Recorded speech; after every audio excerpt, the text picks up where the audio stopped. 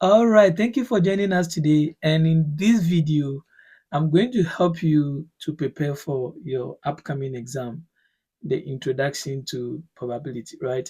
So stay here with me through all the questions.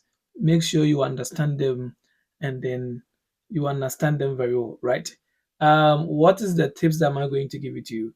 So the only tips and the probability is, I bet you go through your quizzes, go through your notes, and then get some MEB series and then also practice your hands on some of the questions. So I've taken some of the questions and then I want us to go through together so that I can explain. It's unfortunate that I couldn't do video on Start 101 for you guys at the beginning of the semester, but I promise myself that I'll do better. It's not easy here, but still. Yeah. So now let's start right now and then see what we can do here. So here we have, the question is giving us some things here and then, the idea of mathematical expectation, properties of expectation. So now let's see what is an expectation of A. Now remember, A here is a constant. So expectation of a constant is the constant. So this is kind of very simple for you to just say that the expectation of the constant is constant. So it's very simple for you to say that this is going to give us something like, A, right? So this is just like, this is going to be A, right? So expectation of a constant is a constant, right? We have some proofs there, but this is the best way for you to answer it. Now, what is the expectation of XA? So the properties of mathematical expectation, we can write this one as A expectation of X. Very simple. So this is all that you need to do. You just bring the A out because let me say even this one can be written as, let me say something like this. Is that true? What am I going to write? Something like expectation of A times expectation of B, like something like this. And then we know the expectation of A is A. And then this one is going to be this. I'm not sure breaking this one into two is acceptable, but the idea is the expectation of this A comes out and we have something like this. So that is the idea. Now, what is the expectation of this? Now, this one can be written as expectation of AX plus expectation of B, which is the same as, we know that expectation of a constant is the constant. We know that this one was given here like this. So this is the same as A expected value of X plus expectation of a constant is the constant. So this one is going to give us the B, right? Now, what is the variance of a constant? Now, a variance of a constant is zero, right? We can prove that, but that's what you need to know. A variance of constant is zero, but expectation of constant is not zero. So this one is going to just give us zero. Now, how do we do this one? You see the way we did this and we had this. Now with variance, when you want to bring the A out, I'm going to square the A, then I'll multiply it by the variance of X. So when you bring the A out, you square it before you do it this way. So it means that this one is also going to be variance of AX plus variance of B, right? Then we know that from here, this is going to be this, which is the same as this. So this is going to give us A squared variance of X. Then this is going to be zero. So therefore, we are going to have A squared variance of X. So this is the properties, this kind of properties of what? Mathematical expectation and variance. So if you know this one should be able to do it very fast, right? So this is the first question, which is question A, which is I think last year's question 2023, 2024, right? Let's look at the B. So since now we know the properties here, we can use this to solve this, right? So how can you write this one? This one can be written as 2 squared variance of what? X. Because we saw that variance of this is equal to this. So this kind of like A is equal to 2. So 2 squared variance of X, which we have here. So this is going to give us 4 times, what is variance of X? Variance of X is 0.3. So this will be like times 0.3. So this is going to give us 0. Not 0.1.2, I think so. Yeah, so this is what you are going to get at the end of the day, right? So now we can do the same thing for this. variance of 3x plus variance of 2, but this is going to give us 3 squared variance of x. Variance of a constant is 0, so this is going to give us 9 variance of x. Now variance of x, we know that it is 0.3, and this should give us, I think, 2.7. Yeah, 3 times 9 is 27, divided by 10 is 2.7. Yeah, so that's what you're going to get. Now let's do the last one. This one can be written as expected value of ax plus 2. Right. Now we know that this one can be written as a expected value of x plus 2. Then what can we do? We know that this is equal to 2 and a is equal to 0. So we are going to have 0 times 2 plus 2, and this is going to be 0 plus 2, which is equal to 2.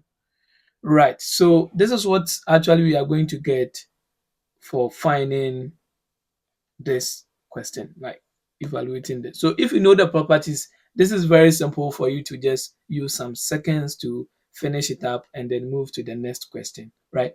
So now let's look at another question that we have here. So we have discrete random variables. So I will use this time to explain some of the terms when I'm just doing it, because I didn't start with you guys, right? So a discrete random variables, they are variables that are, let me say, countable, right? Good. So the continuous aspect is the one that is not countable, right? We can measure them and then those kind of things, right? So this is a discrete because x is assigned for a specific value, not in the interval form, right? So this is a discrete random variable. That is the probability mass function right here. So now the first question is, find Rx, the range of the random variable. So here we want to know the range. Now, what is the range? When you talk about the range of x, here we are looking at where x takes its values, right? So what are the range of this? The range of these values are just this here. These are the range, like when you say a range of something, like where x takes its values, right? So we are saying that the range of x is like the set of all possible value of x that can take, right? So these are all the possible value of x s can take. So from this question a, the range value of x, this is equal to 0.2, 0.4, 0.5, 0.8, and 1.0. So this is the range of x. So they are here. These are the range of x values. So that one very simple and very quick. Right. Now let's look at B. Now B, I will use the ideas to also explain this. Now remember we said this is PMF, right? Probability mass function. And probability mass function, I had one student who was asking me, okay, so you said probability mass function does not go with these intervals. So why is it that we are having this one here? It's confused, so that some people will be like, okay, let me go and integrate this, because anytime I see something like this, I know that it's a continuous function. And that one, it is the probability density function. And with probability density function, what do? We integrate the function. But that is not the case. Here, since it's a PMF and we know that it's a PMF, then what we need to do is, when we see something like this, we actually pick numbers that are less than this. We don't think about integration because the function given to us is a PMF. Right. So what is probability of x less than or equal to 0.5? So here it means that all x values that are less than or equal to what? 0.5. That's what we are looking for. So we can look for a value like probability that x is equal to the first x value. So what are the x value? They are here. So what are the x value that are less than or equal to 0.5? You can see that this, and this, they are the values that are forming here. So we can say that x is equal to 0.2 plus probability that s is equal to 0.4 plus probability that s is equal to 0.5. So we are adding the 0.5 because this is what? Inclusive. So that is the idea with the probability that we are doing here. Kind of very nice here that we are trying to do. Good. So that is the idea. Now we go through the table and look for the probabilities, right? So remember, this is the probability, right? And when I put any value here, this is the values that I'm going to generate. So this 0.2 has a probability. When I plug this here, it gives me the first one because this one is corresponding to this. If I plug this one inside this one gives me this because this one is corresponding to this. This one gives it, this one gives this, and this one also gives this. So it means that probability that s is equal to 0.2 is equal to 0.1 plus this one is 0.2 plus another 0.2. So how did I get this? This is this one here, which is 0.2. This is this one, and this is also this one. So this is going to give us 0.5. So that would be the probability. The probability of x less than or equal to 0.5. Very simple. Now let's look at the C. What's the C? We want to look at the probability that 0.25 is less than x, 0.7 also less than 0.75. Good. So when you have something like this is like a squeeze theory. We want to look at values of x that are in between this and that, right? So the idea is that, remember, now here is not inclusive, so we are not going to include this.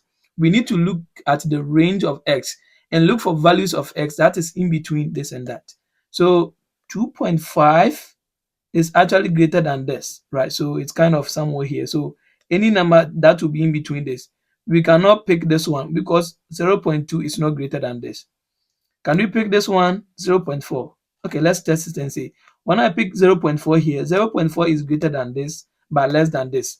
Good. So it means that here we can have something like probability that x is equal to 0.4 plus, let's see if we can get another one. Let's try 0.5. When I put 0.5 here, 0.5 is greater than this and less than this. Yeah, so that one too is true. So I plug in x is equal to 0.5. Now let's pick 0.8.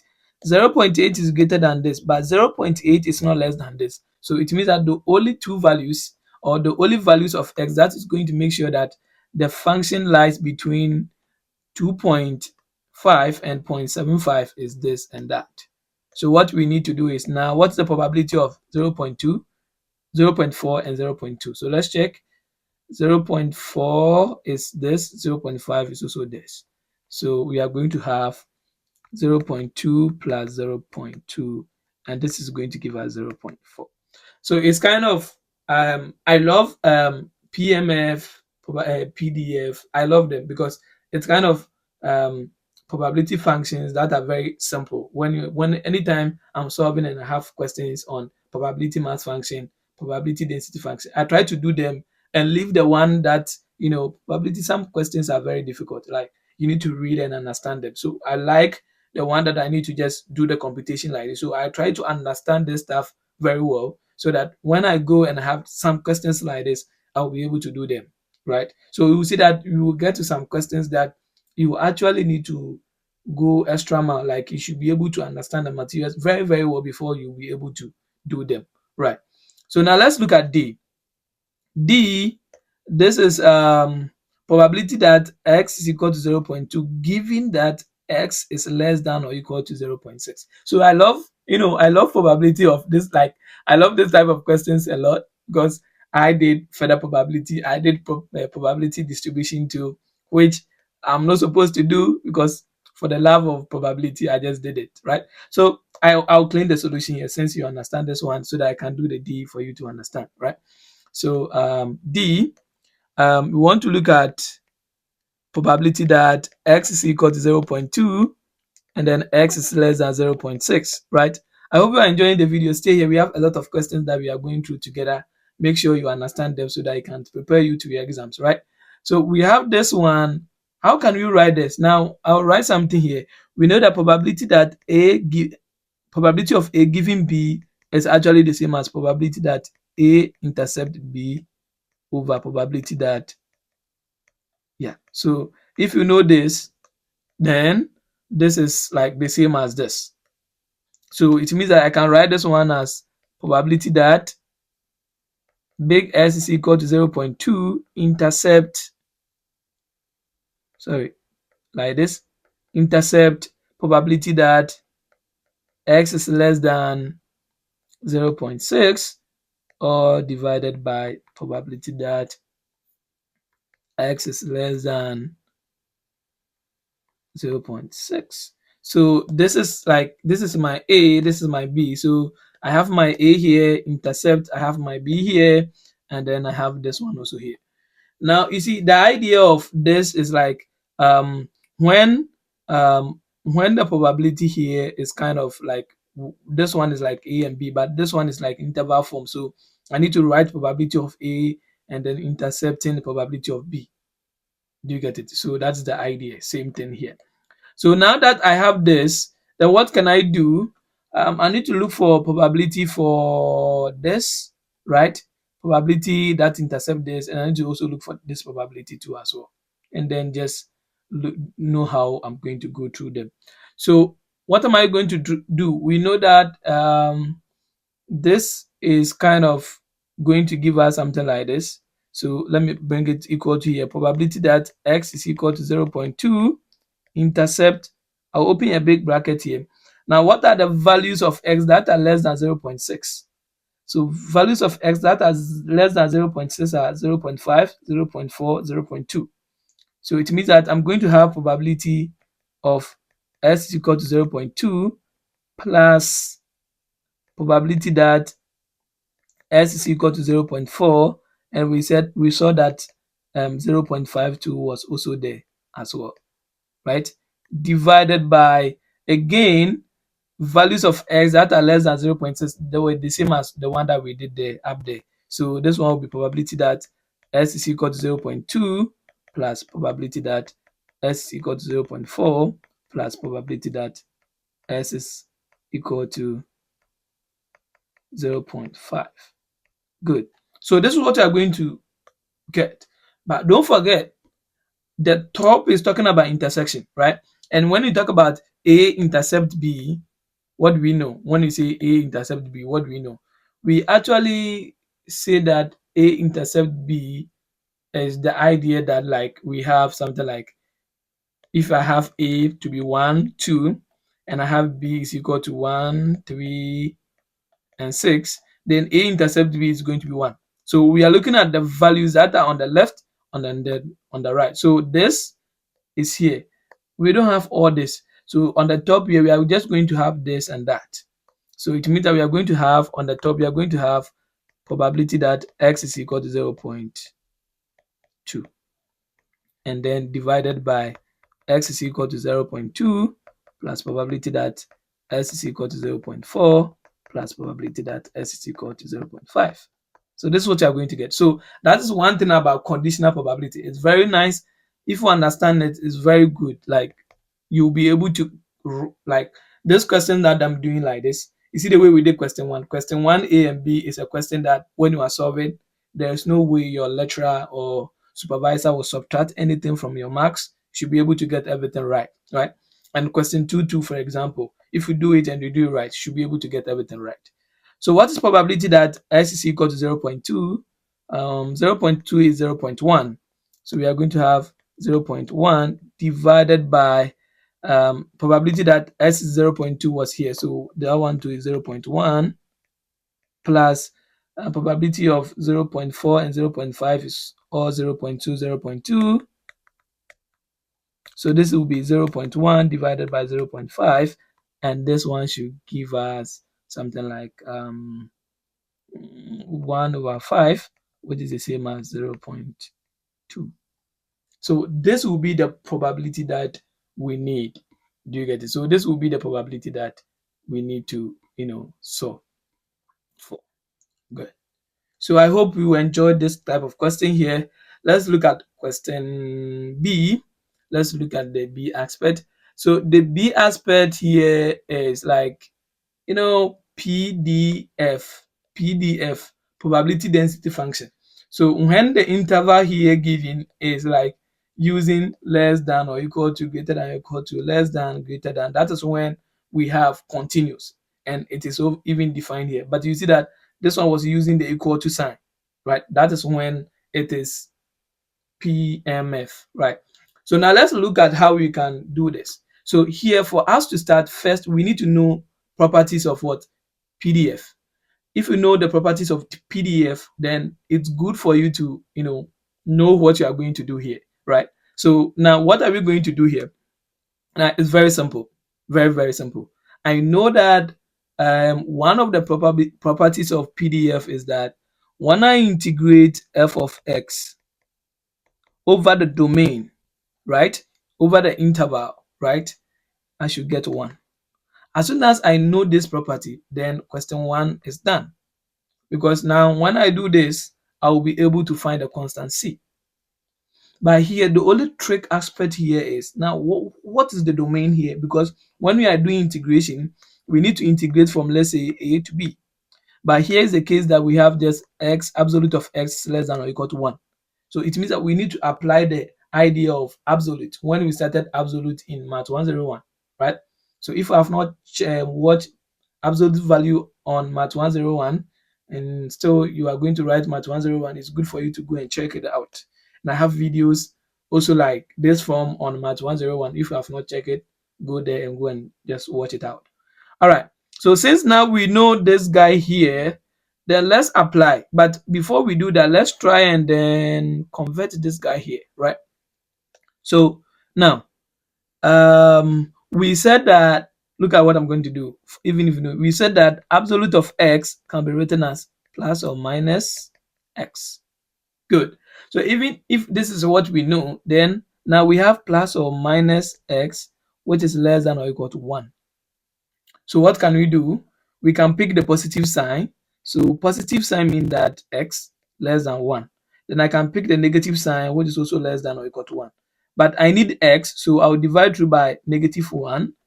And then with intervals, when I divide through by -1 and I get s, the sign will change to -1. So let's combine it. S is greater than -1 can be written as -1 less than or equal to x. And then we have x also less than 1. So it means that this one too can be written as this. Very simple. So if you don't know that, this is how it's supposed to be. And you can see it straight from there. So for me, I know that this one can be written as -1 less than or equal to x less than or equal to 1. So this becomes the interval that I'm going to do my integration within. Right.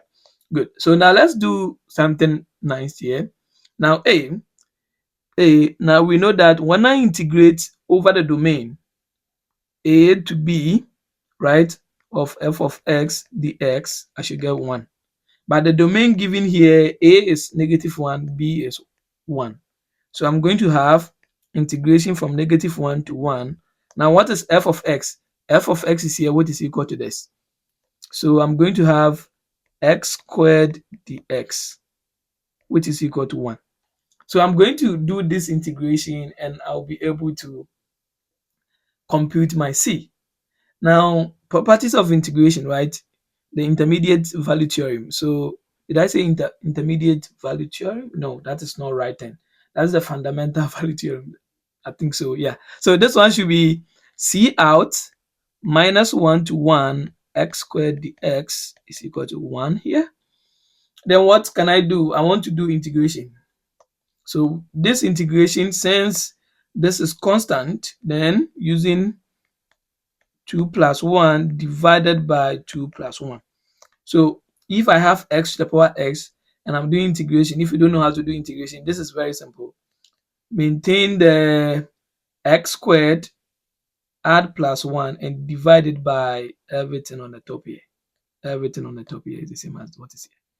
Then don't forget we are multiplying by c and we are integrating from -1 to 1 and then equal to 1. So now I plug in the 1. So let me do the simplification first. X to the power 3 divided by 3, -1 to 1 is equal to 1. So this, when I plug in 1, I'm going to have 1 over 3 minus, when I plug in -1, I'm going to have -1 over 3 is equal to 1. So what can I get? This will be 1 over 3 plus 1 over 3, right?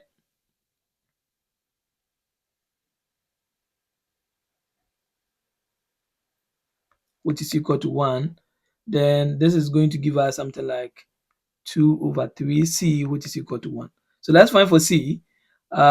First, I can multiply this one by 3, or I can multiply here by 3, multiply here by 3. So I'm going to have something like 2c is equal to 3, and c is going to be 3 over 2. So that is A. This is the long process that I need to go through to get my C. So now I know that C is equal to 3 on 2. So I can rewrite my piecewise function as this. C is 3 over 2 x squared absolute. So I'm changing the absolute to this, otherwise. Good. So now this is my A. After getting this, I rewrite my piecewise function to show this, and I get my A. Now the next question is, we need to find expectation of x and variance of what? X. This one too, that's the reason why I said this is very simple. If you know how to do the integration, you know the formulas, you should be able to get everything here right. So now let me clean up the solution here, and let's see how we can go through the solution, right? So let's look at B, right? Okay, B. So B, we want to find expectation of x, but what is the formula for finding expectation of x? That's the first question. So I know that expectation of x is equal to integrating along x, right?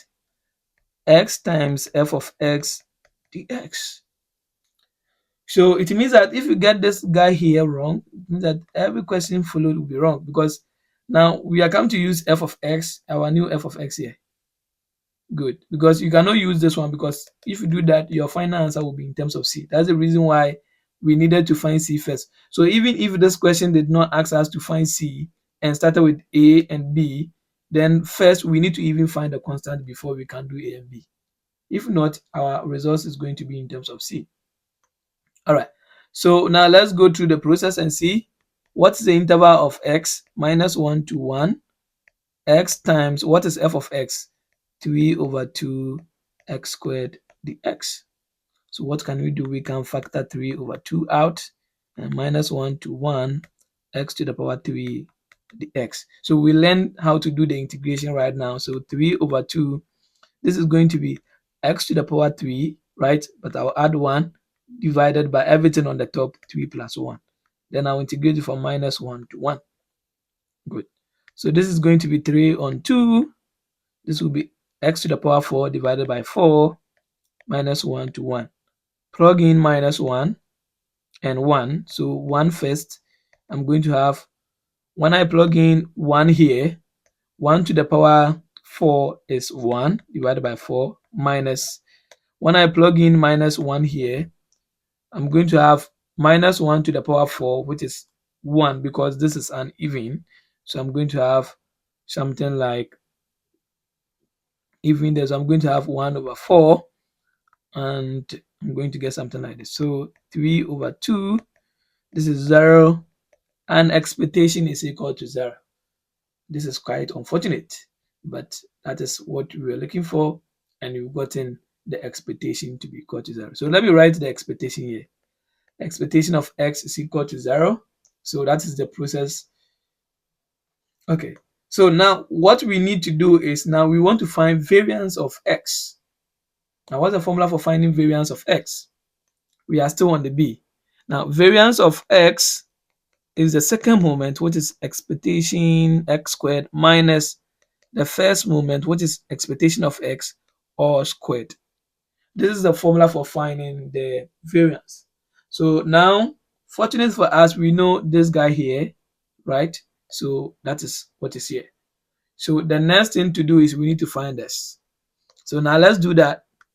Expectation of x squared is equal to integrating along all x squared f of x dx. So you see that when I want to do with expectation, is just anything in the bracket here times the function. So you saw that this one was x. So when we were finding for expectation of x, this one was just x multiplying f of x. This is x squared, so x squared should multiplying this. So we are going to have, what is the interval for f of x minus 1, 1, x squared times f of x is 3 over 2 x squared dx. Let me factor 3 on 2 out because it's a constant. I'll have x to the power 4 dx. So this times this is going to give us that. Now let's go through the process. 3 on 2. Let's do the integration. This is going to give us x 4 plus 1, 4 plus 1 from minus 1 to 1. And this is going to give us 3 on 2. So x to the power 5 divided by 5 from minus 1 to 1. So what are we going to get? 3 on 2. Plug in 1 and get 1 over 5 minus. When I plug in minus 1, since this one is odd, it will produce minus again. So I'm going to have minus 1 on 5. So I'm going to have 3 on 2, 1 over 5 plus 1 over 5, which is 3 on 2 times 1 over 5 plus 1 over 5 is actually 1 over 2, right? Good. So we are going to have, is it 1 over 2? No, 2 on 5. Good. So now 2 cancels the 2, and we are going to have 3 on 5. So the second moment, which is expectation of x squared, is equal to 3 on 5. Good. So since that we've gotten this, now what is the variance? Now the variance of x is equal to, we know that it's equal to this, but this we had 3 on 2, 3 on 5, minus, what did we get for this? We had this one to be 0, so 0 squared, and this will be 3 on 5 minus 0, and the variance is the same as the second moment because the first moment is 0. So quite very simple, right? Very, very simple. Very, very simple. Let's look at C. C2 is interesting, very nice, but I wish you will get it right. So let's see how we are going to do with C. So with C, do I need anything here? No, I just need this one. So C, I want to look at probability that x is greater than or equal to 1 over 2. So how do I find probability, right? So here, what I need to do is, whenever I want to find probability and it is continuous, you see that this one, we are not going to pick x values, because if you want to look at the x values that are greater than minus 1, they are a lot. That's why here is PDF and we need to integrate. So what I can do is I can rewrite this one as, since x is greater than 1 over 2, I can write this one as 1 over 2 is less than or equal to x. So I write this one as 1 over 2 less than or equal to x. Then where am I going? What is the upper bound of x? Now, x can go up to what? 1. So I can write this one as less than or equal to 1. Yes.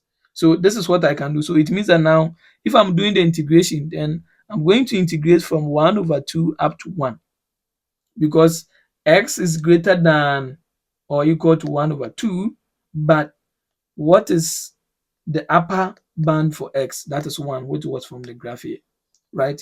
Good. Here with continuous, we are not interested in, or we don't pay much attention with whether it is equal to, less than or equal to, or greater than or equal to. So somebody may ask, what if this one was strictly less than? Are we going to ignore the half? No. Still, we'll start from 1 over 2 to 1 because it's a continuous something. Now, then we multiply it by f of x, the x. So that's the probability for finding this. So let's go through, what did we get for this? This is here. So I'm going to have integration from 1 over 2 to this, 3 on 2 x squared dx. Good. Then let's do the integration. 3 over 2 out, x 2 plus 1 divided by 2 plus 1 from 1 over 2 to 1. And then I'm going to have 3 on 2 times x to the power 3 over 3, 1 over 2 to 1.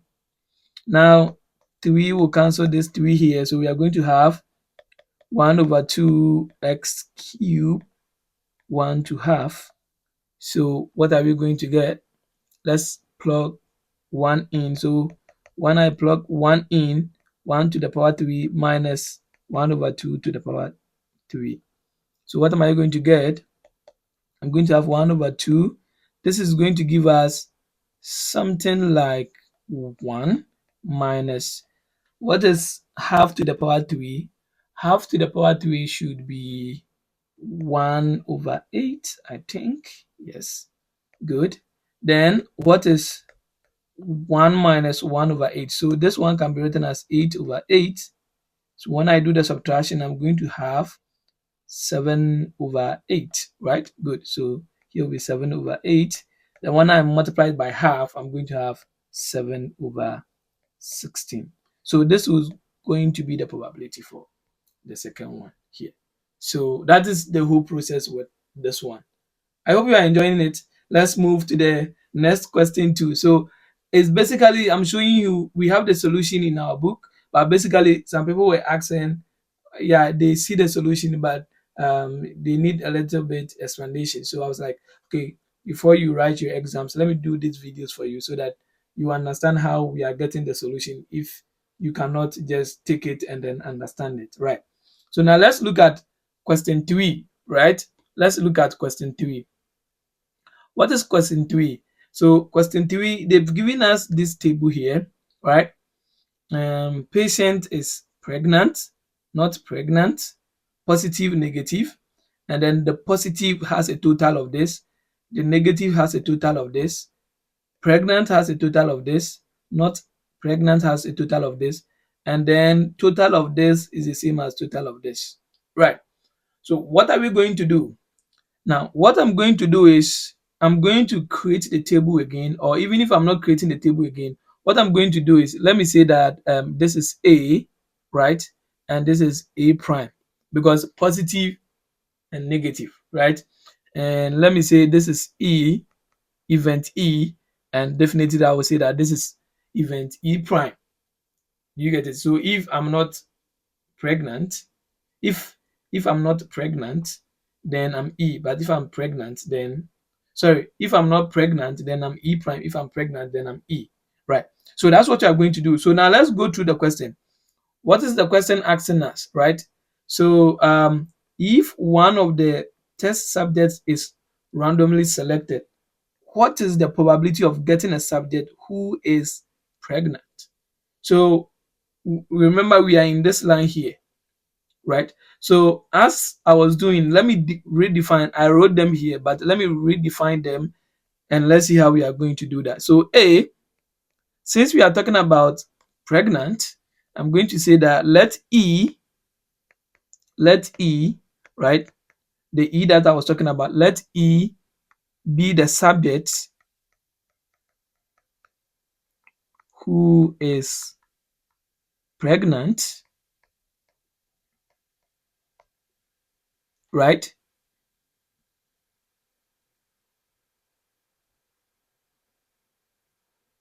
Who is pregnant. Or I can say that the patient who is pregnant. So subject or patient who is pregnant is the same thing. So after I've defined this event E, then what you need to know is, now with the patient, those who are going to be pregnant can be any person who is positive or negative, because that is the table. The pregnant table is here.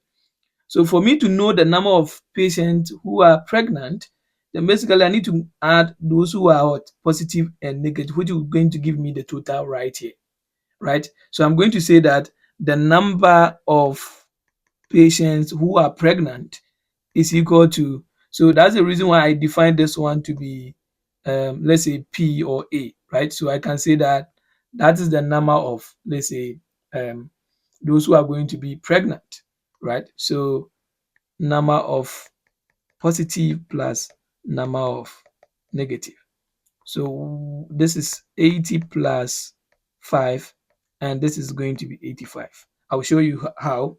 So what I was doing is I was adding the number of positive, the number of this one here, and then I added it, and I need to get the total of what? 85. Now, what is the sample?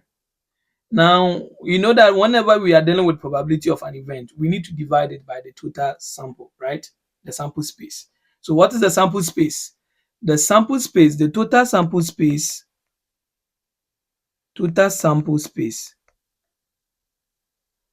is equal to, or the total space, let me add the sample to it. Total sample space is equal to, so if I want to know the total sample space of the patient, then it is the patient who is what, pregnant, plus the patient who is not what, pregnant, right? So I'm going to have pregnant plus not what, pregnant. So these are the total sample space that we are going to get, because we are talking about somebody who is what, pregnant.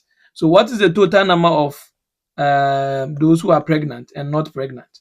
So the total number of not pregnant, which is E prime, is 14, and then this one is what, 85, and it should give us 99, because when you add this and this, it should give us 99. So we are going to have 85 plus 14, and this is going to give us 99. Good. So now that we know the sample space, so let's assume that the sample space is this. So now we know the sample space and you know the event, so we can calculate the probability. So the probability of patients who are going to be pregnant or who are pregnant is going to be the number of events, right, divided by the number of sample space. So this is going to be 85 divided by 99, and I think we can write this one as 0.86. Right, so you saw what I did. We needed to, so this one, when you are doing it straight, we needed to just pick 85 divided by what, 99. But this is a objective questions, right? So you should be able to define your subject, so that you cannot just say that this is divide this over this and this is equal to this and this, and that is your final result. You should be able to define your subject, you should be able to find the number of e's, you should be able to define the sample space, saying that it is pregnant plus not pregnant, and you should be able to come out with this solution here, right? So that is what is going to give us the A, right? That's what is going to give us the A. Now let's look at B. B, a test subject is randomly selected and it is given a pregnancy test. What is the probability of getting a subject who is pregnant with a positive result? So this question, as soon as I read this question, I saw that this is a conditional probability, because it's talking about probability of getting a subject which is what, pregnant but positive, right? So here the idea is that probability that the person is positive and probability that the person is pregnant given that the person is positive. So that is the main idea of this question here. So you see that we have two subjects here. We have pregnant and we have positive. So they are talking about pregnant and positive. So this is a conditional what, probability. So that's one thing that you need to know, that, oh, okay, this is what they are looking for. So now let me define some variables, then we can take it from there. So what are the variables that I can define from this question here? Let me also define again. Let me just officially write this one as A is equal to positive results, right? And let me say E is pregnant, right? Patient who is pregnant. So let me just write pregnant. And then E prime is not pregnant. Good. So what are we looking for? So the question is, what is the probability? So I'm going to say that the probability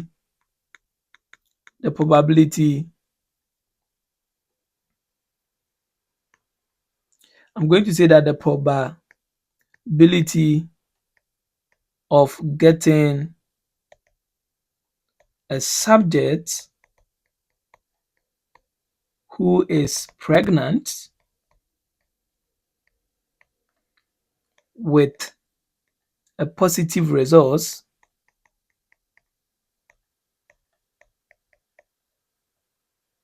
is equal to probability that E, given that the person is what? Positive, right? So that is what the question was asking us. The probability of getting a subject who is pregnant with a positive result. So I'm saying that this is equal to probability that we have given the person to be positive and the person is going to be pregnant, right? So that is what they are looking for. So this is a conditional probability.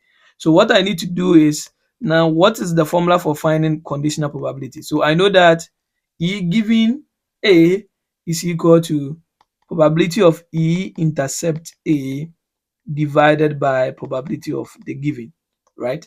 So E intercept A all divided by probability of what? A. So now I need to find probability of A, which is the positive, and then I need to also look for probability that these two intercept. So now let's go through and look for them one by one. Right. So what is probability that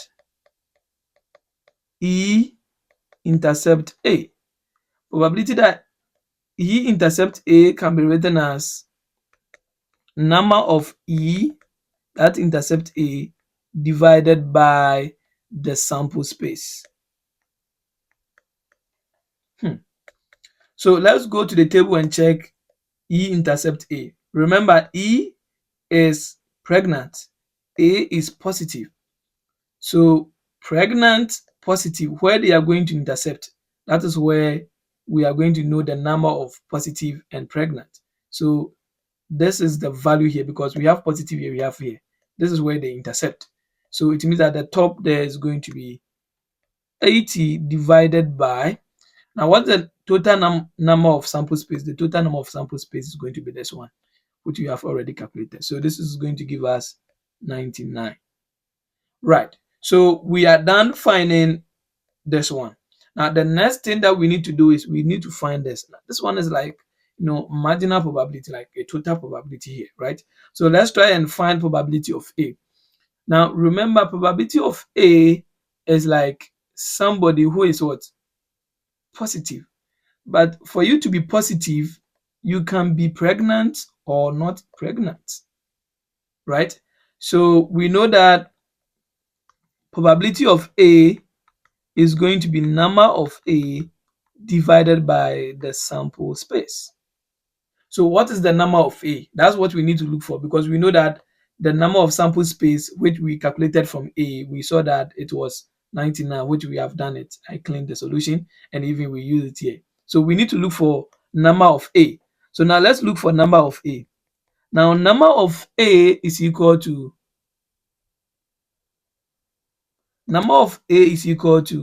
pregnant but positive plus not pregnant but positive. Because we have somebody who can be pregnant and be negative, not pregnant and be negative. But we want to know the number of A, the number of people who are positive should be the number of people who are pregnant but positive and number of people who are not pregnant but positive, right? So it's going to be this plus this, which is going to give us the total here, right? So it's going to be 83 divided by what? 99, right? So now let's go through the process. So I will need to clean. So since we've defined this one already, let me just clean this one so that I can push this one up and then write what I want to write. Good. So now let me look for this. I was just looking for this. So this one is equal to pregnant but positive plus not pregnant but positive. So pregnant but positive is 80 here. Not pregnant but positive is also 3. So we are going to have 80 plus 3, which is going to give us 83. So it means that what will be the probability here? Now we know that this is equal to 83. So 83 divided by, what is the number of samples space? So the sample space is 99. Good. So if that's the case, down we can now find our probability finally.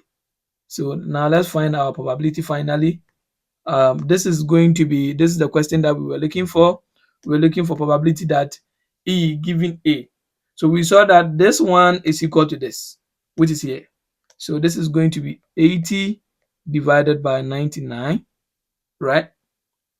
Divided by, so we can see the division sign here, divided by this, which is here, 83 divided by 99. So 83 divided by 99. This is the same as 80 divided by 99 times 99 divided by 83. And good, 99 cancel 99.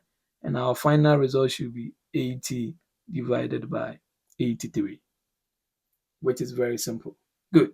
So you see that with B, for me to even do the calculation, you should be able to find that this is a conditional probability. If we're not able to find out that, then it means that you will not be able to do that. So that's why I was saying that this type of question that you know what you are computing when it is given to you are always simple ones that if you understand them, you can do them and do them better. Right. So that is the idea. Now let's look at C. Let's look at C. Now see, one of the test subjects is randomly selected. What is the probability of getting a subject who is not pregnant? So here we want to look at probability that the person is not what? Pregnant. So we define that for you not to be pregnant, you should be what? E prime. So this is quite like very simple and straightforward. So what is the probability that me not be or the probability of you not being a pregnant woman? So this one is going to be probability that, so this is C E prime. So this will be number of people who are pregnant divided by the total sample space. Right. So what's the number of people who are not pregnant? So the number of people who are not pregnant is going to be equal to, so if we are not pregnant, then it can come from positive or negative, which is supposed to give us what? 14. So here we need to define, because it's a section B question. So I need to define that this is positive plus negative. So what was the positive? The positive was 3 plus negative is 11. Is that true? Yeah. So this is going to give us what? 14. This is going to give us 14. Right. What is the sample space? We've done the sample space and we know that it is 99 in A. So we just need to use it. So this is going to give us 14 divided by 99. Very simple. Very simple. Right. Good. So the sample space, we learned that the sample space is what is here. Right. So we've done that and then we've gotten it. So the sample space, if we are doing it here, the sample space will be positive plus negative, which is also going to give us this. So the same thing here. Yeah, so it's the same thing. So we don't need to even do that. Now let's do the last one under question 3, which is D. What is D? A subject, right? A test subject is randomly selected and is given a pregnancy test. What is the probability of getting a subject who is not pregnant with a negative test result?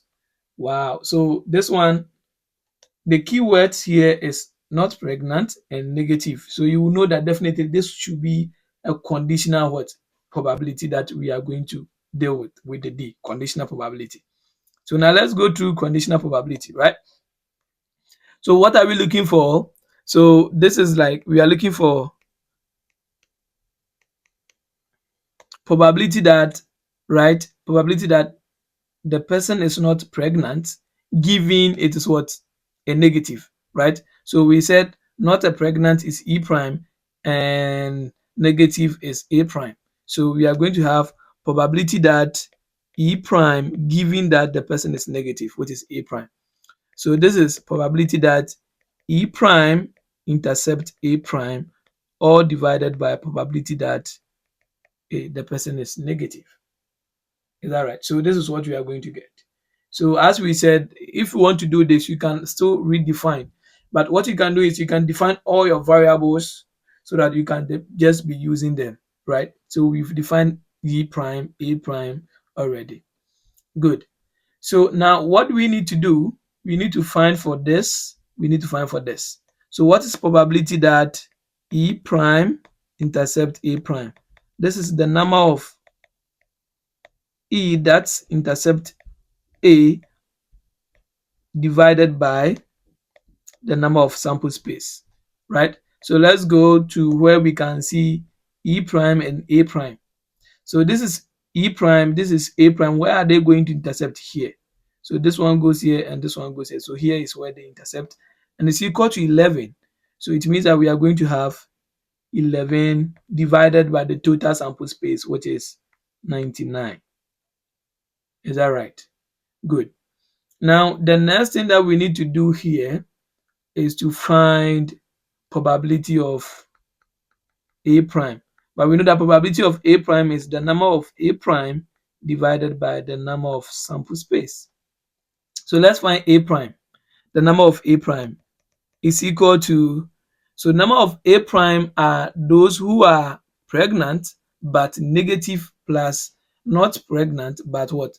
Negative, because A is those A prime is those who are negative. So it means that we need to look for pregnant but negative, not pregnant but negative, right? Good. So this is going to be giving us pregnant but negative plus not pregnant but what? Negative. Good. So pregnant but negative is 5, and pregnant but not negative is 11. So we are going to have 5 plus 11, which is going to give us 16. So it means that this is going to give us 16 divided by 99. Wow. 16 divided by 99. So what are we going to get? It means that our final solution here is going to give us, let me just bring this one down here so that we can work with that. So this one here is here, which is 11 on 99 divided by, but I'll do it like this because this is a fraction, divided by P of A prime, which is this here. So divided by 16 divided by 99. This is the same as 11 over 99 times 99 over 16. And this will cancel this. So we are going to have our final results to be 11 divided by 16 here. So these questions are very simple, but you should be able to understand the terms. If you're able to understand the terms, then doing them is very simple, right? So that is the idea with question 3, right? Let's look at question 4. Wow.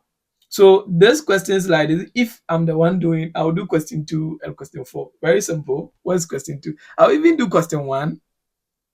I'll even do question 1 because question 1, if you know the properties, you are okay to go, right? So I just do question 1 and do question 1, can do question 2. Like actually, even question 2 is a lot. I don't know, but I mean, the only question that I won't do is question 3, but I know it. So it's kind of, I know every question. And since I'm choosing 2, I will choose the one which is very simple for me to do and get everything right. Right. So now let's look at question 4. Question 4, I have PDF because this is having a greater than, and then I want to compute the expected value of x, right? And then variance of x. So this is like doing integration, and definitely because of this guy, and we are talking about expectation, we are going to use integration by part. So if you don't know how to do integration by part, stay tuned, and I'm going to show you how to use integration by part. Now, let's go through. Now, this interval here means that s is greater than 0. So this one can be written as x is less than 0, is less than x, and less than infinity, right? So this is how we can write this one. So let's go to AI. So AI, we want to find the expected value of x.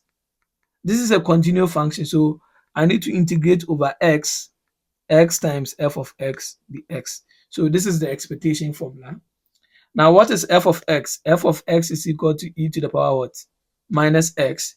So the interval was from 0 to positive infinity, then x e minus x dx.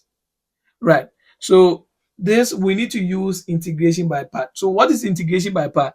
We have u dv, which is equal to uv minus v du. So this is the formula for finding integration, which are by part, right? So this is integration by part. Integration by part. So you can learn this one. Then I'll show you how we are going to use this, right? So here, this is how I'm going to choose my u, and I need to choose my divine, right? So you can see that what is here is like what is here, right? So I need to choose this one for this. So the what is left here is what I'm going to choose for this. So I'm choosing this for this. But for me to choose my u and my divine, which is supposed to be here, I choose u in a such a way that I can differentiate it to a constant term, right? So mostly always the s goes with divine, but one of the term will add it to the dx, which will give it to divine.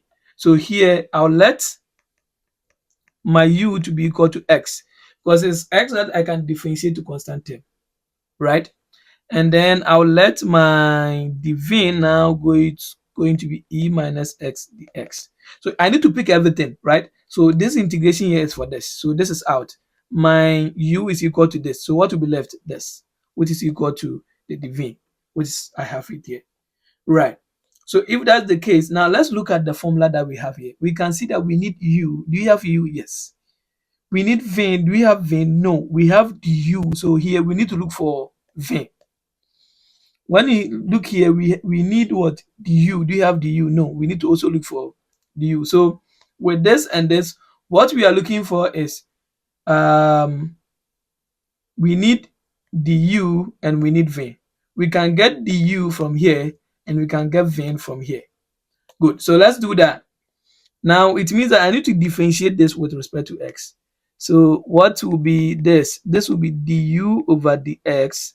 When I differentiate x with respect to x, I get 1. So this implies that du is the same as dx. So now I've gotten du, which is right here. I have u, which is also right here. So I need the vein and I need like the vein here. So I need to get my vein here. Now anytime we see the vein, it means that the function has been differentiated. So I need to integrate before I get it. So I just multiply this one by integration, multiply this one by integration. So now my d will cancel my integration and I will be having with v. Now, how do I integrate an exponential function? It's very simple. For me to integrate an exponential function, maintain the function here, right? I'm showing you how to do it too. So you maintain the function, then you divide it by the derivative of what is on the top. I'm just doing step by step so you understand it. So I'm going to divide it by the derivative of the top. That is always how we differentiate an exponential.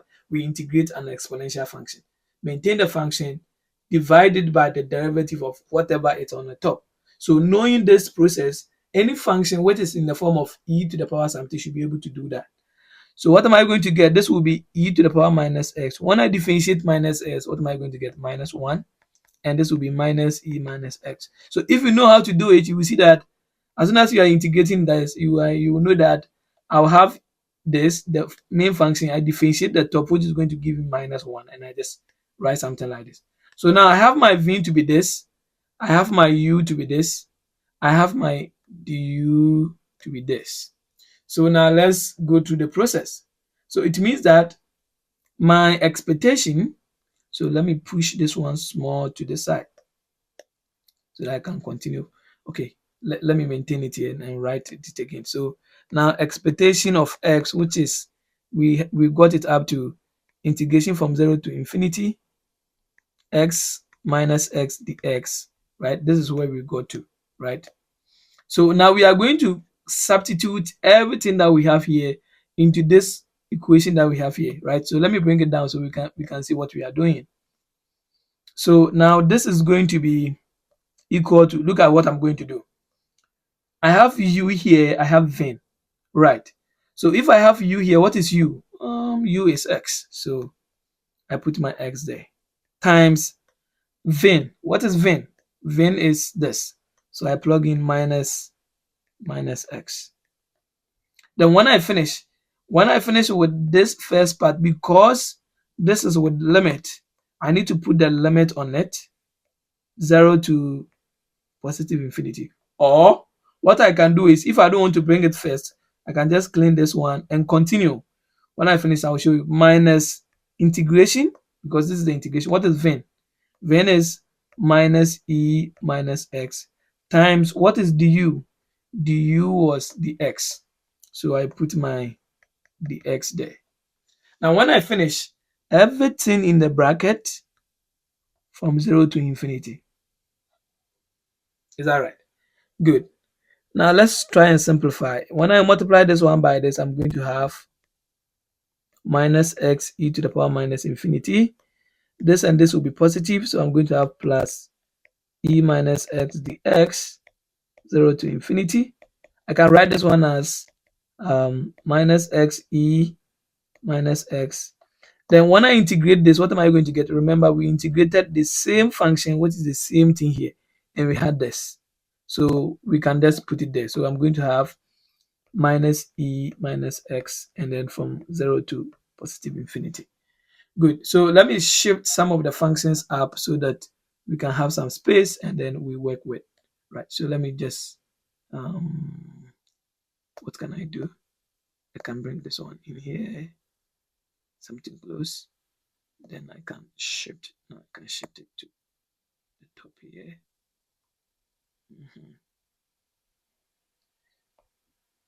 Oh no. Good. Then what I can do is, now let me shift this one up. Don't get confused. I just want to have space so that I can continue. Good.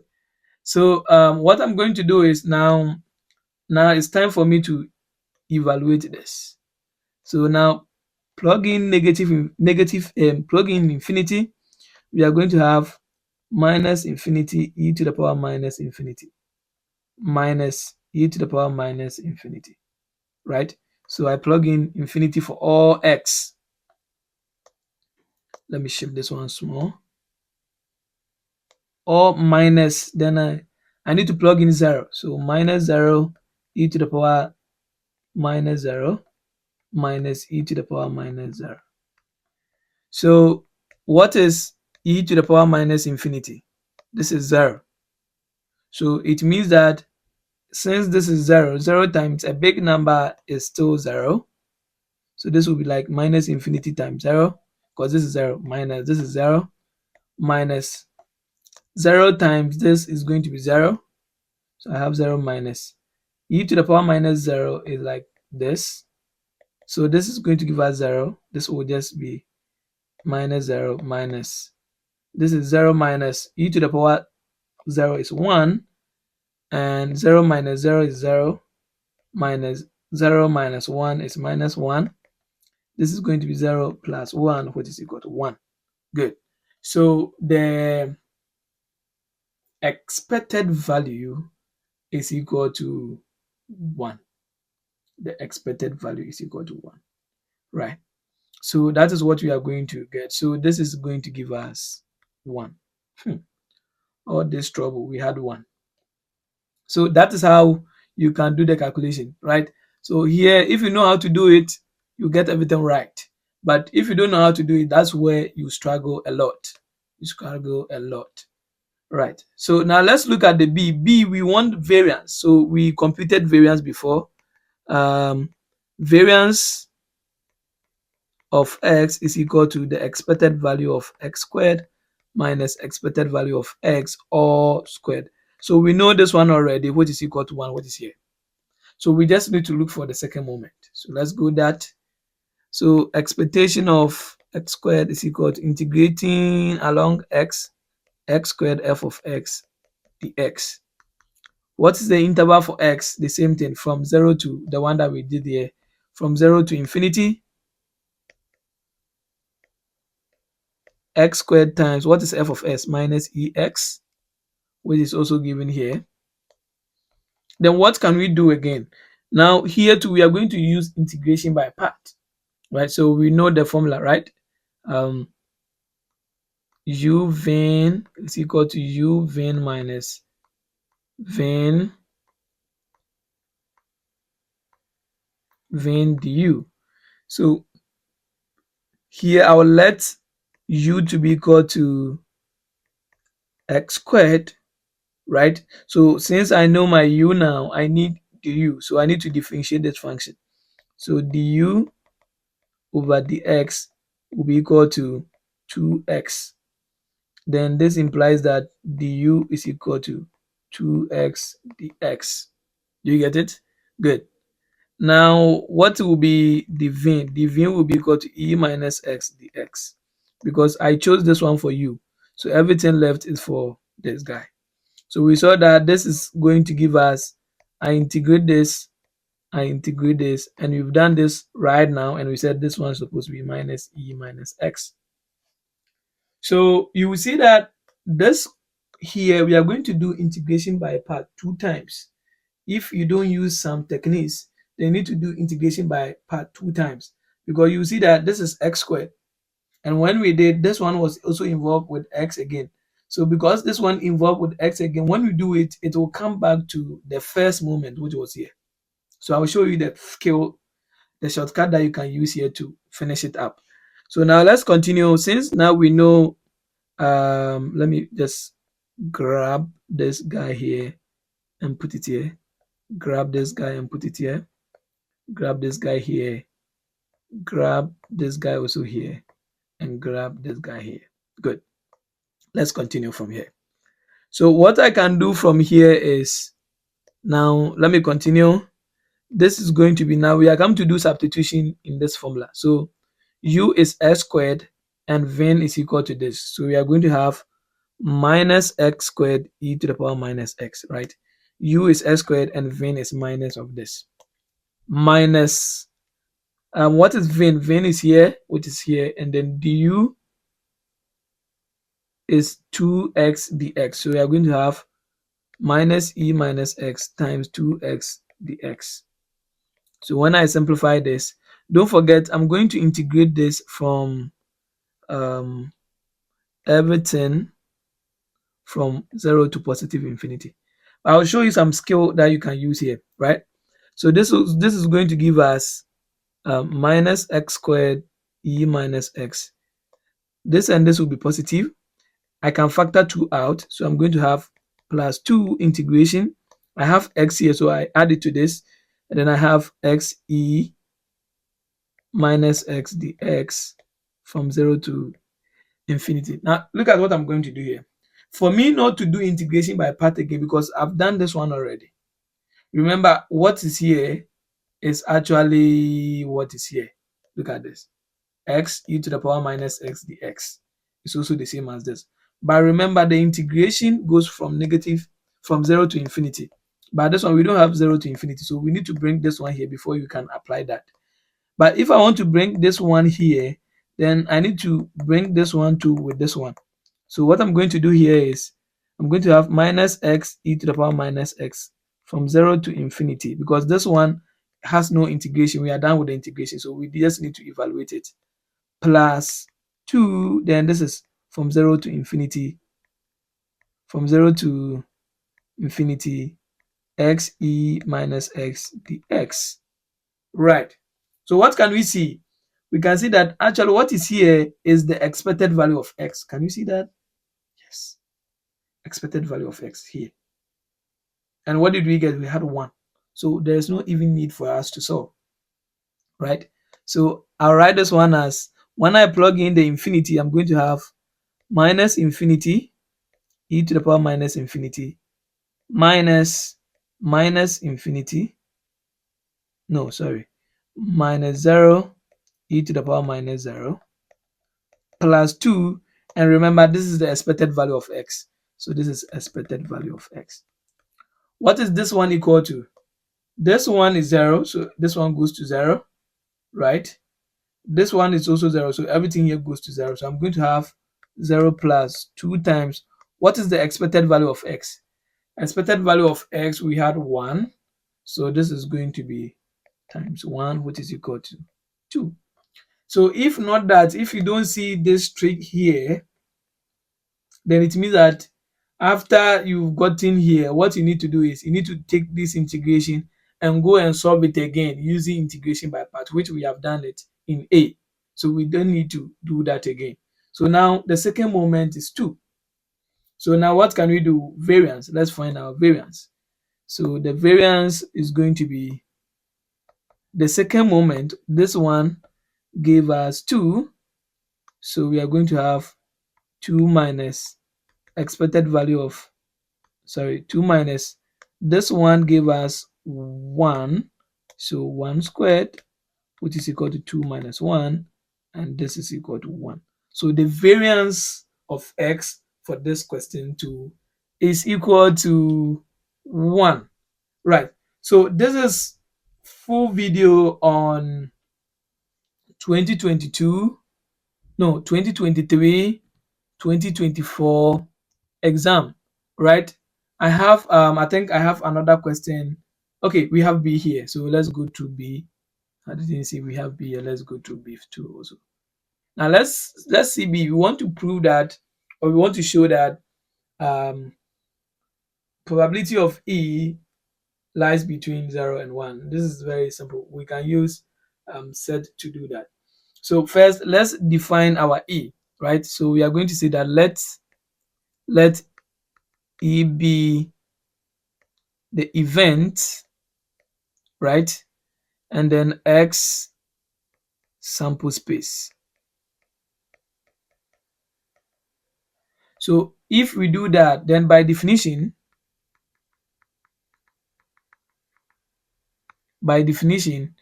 we know that since this is an event and this is sample space, then we know that this guy is in X, right?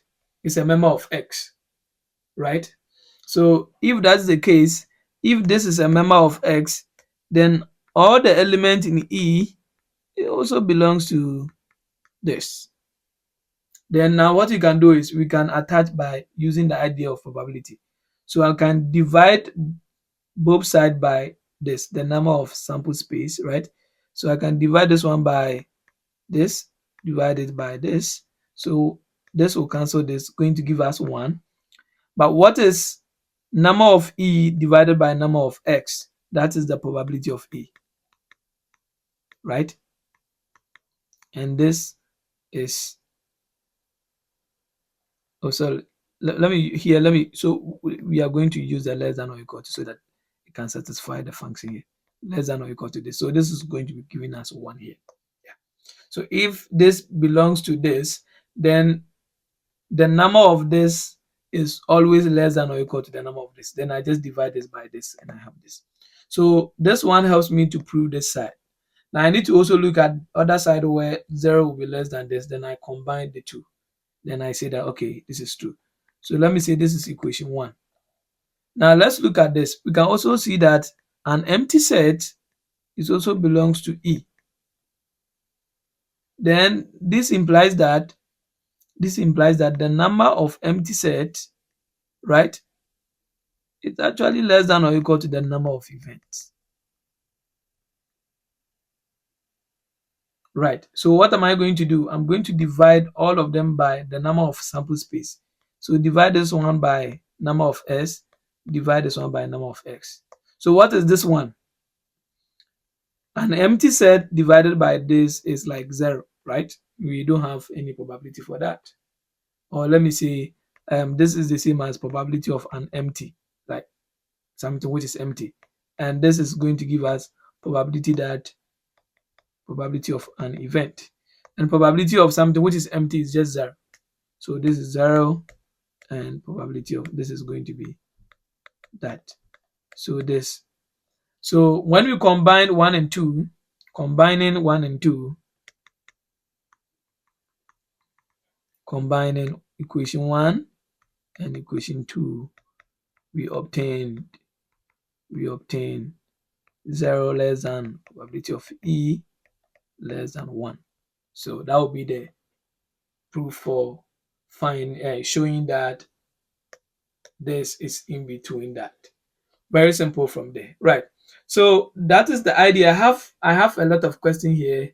I think this one was 2022, 2023, and then this one is repeated. So it means that this one was in 2022, 2023. Then they repeated it in the one that I just solved, which is 2023, 2024.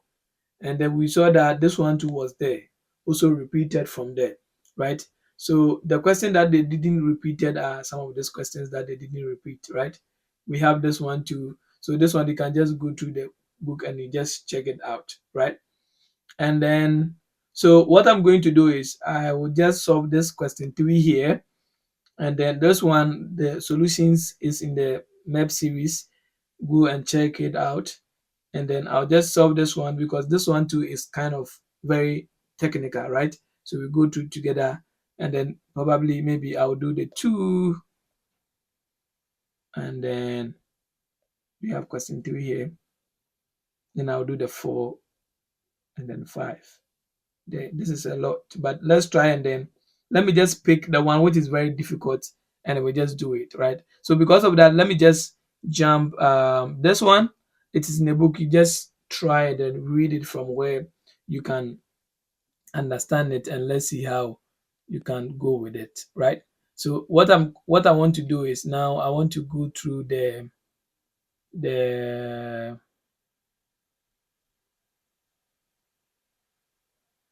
let me go through this one.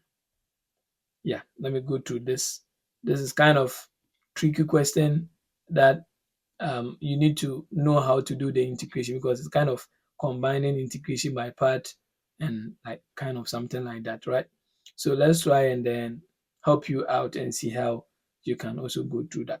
But it's kind of the same thing like what we did in this one that we did here. So I don't know even if I should give it to you like something that you can try, because when you look at it, it's just like kind of the same thing here, e to the power minus x, and this is like let me say this is like e to the power minus 1 over 4n. So it's like, so you are finding the expectation of x. So here you find expectation of, so this one is n because the variable is n. So you integrate from, so the same thing from 0 to infinity. This will be n f of n dn. That's all you need to do. Then your variance, so this will be a, and your b will be variance of n should be equal to expected value of n squared minus expected value of n. So basically, let me leave this one for you. Do it and make sure you put your final results in the comment section for me to check it out. Yeah, so you have something like this, right? So what you are going to do is, yeah, just this one will be coming from this side, and you see the trick that I gave you. As soon as you are doing this, when you are doing the second one, when you just check it very carefully, you will see that you are going to see this one in like the one that I did just now, and then you use the same knowledge to do that, right? So the only thing that is coming here is that, like, if I want to write this one is going to be from 0 to infinity n times 1 over 4 e to the power minus 1 over 4 n dn. So what can I do with this? If you want to solve, I just want to guide you, then you go through. This one, you factor 1 over 4 out. So it will be left with 0 to infinity, n e to the power minus 1 over 4n dx. So pick your u to be n, right? And differentiate u with respect to n, which is going to give us 1. So the u will be equal to the n. So this one is like we are going with the x, but is the idea is that now it is in terms of n. Then now your dvn will be equal to e to the power minus 1 over 4 and dn. So what will be, when I integrate this, what am I going to get? Let me just assist you here, then I stop. So this one will be fin. Now this one will be e minus 1 over 4. Remember, I said you differentiate what is on the top. So this one is going to be divided by minus 1 over 4. And finally, we are going to have something like minus 4 e to the power minus 1 over 4n. Yeah. So this is what we are going to use, and use the integration by part formula that we just learned and go through this process. Right. So the rest of the solution is in the book. Try your very best to make sure you go through all of them, and then you just do it so that you understand it to yourself, right? So that's what you just need to do. So what I'm going to do for you is I'll just do this last question 2 here for you, and then now you just try and then work out the rest yourself, right? So what are we doing here? Here the question is asking us to find the variance of this table, right? So let's try and figure out the variance. Like let's try and do it and see what we are going to get, right?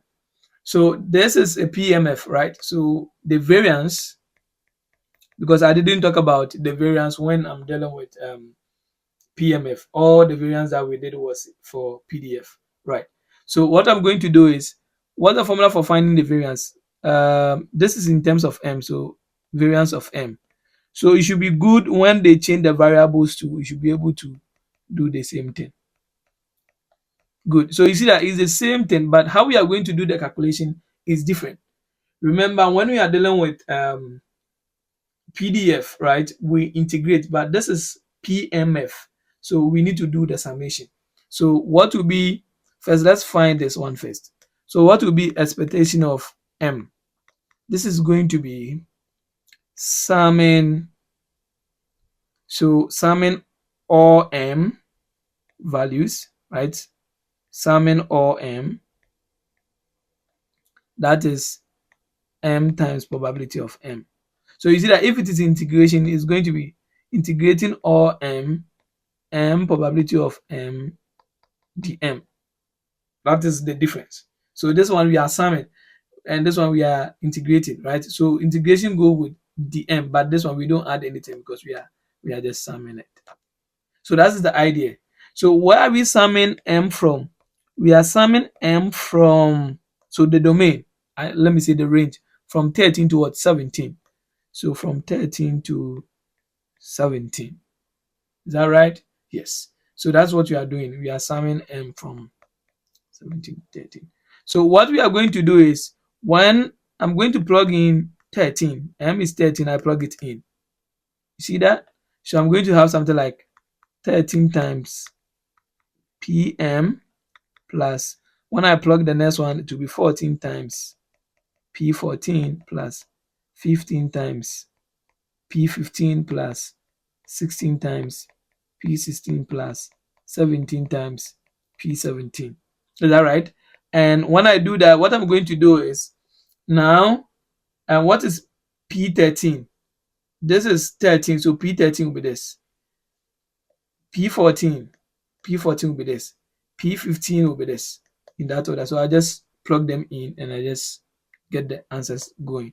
So this one is going to be 13 times P13 is 0.025, 14, P14 is 0.050, P15 is 0.850 plus 16 is 0.050 plus 17 is 0.025. Let's check if it is true. So 25, 50, 85, 50, 25. That's great. So we just need to use the calculator to sum them up, right? And then we are done. So let's do the summation. We are going to have 13 times this should give us 0.325 plus 0.7 plus. You can use the calculator to confirm it as I'm doing it. Plus 0.8 plus 0.425, and then when we sum everything, we need to have 15. Very simple. So now that we know this, we need to look for this. So this one is not difficult. If I'm using the same process, this one will be squared, this one will be squared. So I'll square all the values in front. I just use to multiply them, and I'm done. So let me show you how we are going to do that. So now we've gotten expectation of M to be equal to 15. Now let's look for expectation of M squared.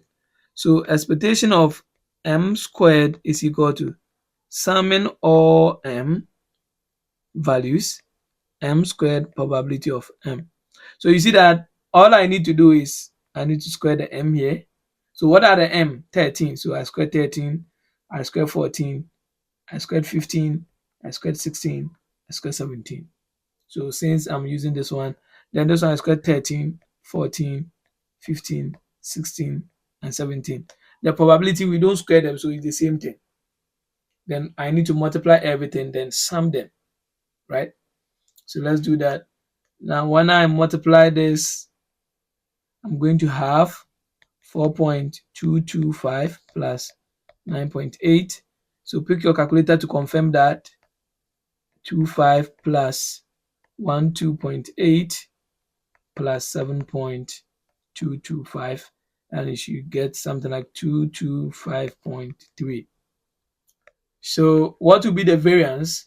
We know that the variance of m is equal to expectation of m squared minus expectation of m all squared. So the m squared is what we are getting here, 225.3 minus this one we have 5. So we are going to have 225 minus, no, 0.3 minus 5 squared is 25, right? What? No, we had 15 or 5. 15. Sorry. 15 squared should be 225. Do the subtraction, then the variance is 0.3. So yeah, so this is how the questions are being done. So quite unfortunate that I couldn't start the semester with you guys, but I think this one is going to help you to prepare you.